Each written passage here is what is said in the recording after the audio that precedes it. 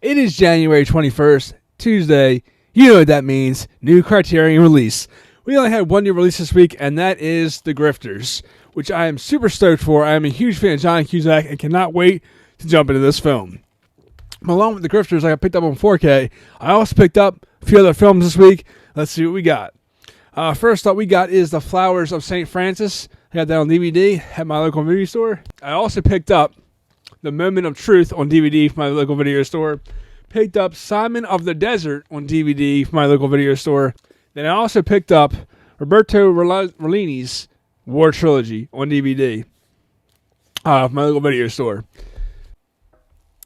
The Grifters is a 1990s film starring John Cusack, who plays a con artist who's torn between helping his new girlfriend and his mother, who are both grifters who have completely different endgames. The War Trilogy is what put Roberto on the map for being one of the greatest filmmakers and really leaving his mark in cinema history. All three films are shot in post-World War II in Italy and Germany and really show the aftermath of the war and the humane images of tragedy and hope. Simon of the Desert is a dark comedy satire about a guy who is living in the 4th century. He wants to be closer to God, so he tries to climb the mountains to get closer to heaven, while the devil is trying to seduce him and get him down closer to earth, or the grounds of earth.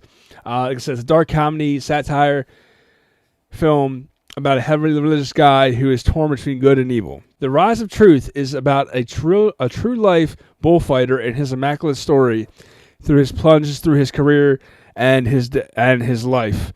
Don't know too much about bullfighting. I'm looking forward to watching this one. I'm a fan of Italian films.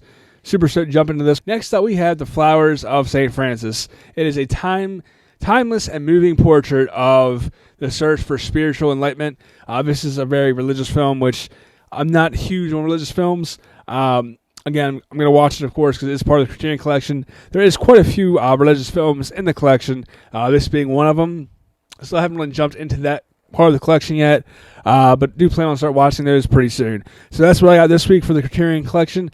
Stay tuned for an upcoming video where we're going to talk about the films, which I know is late, for Criterion's releases in April, which I am super stoked to talk about.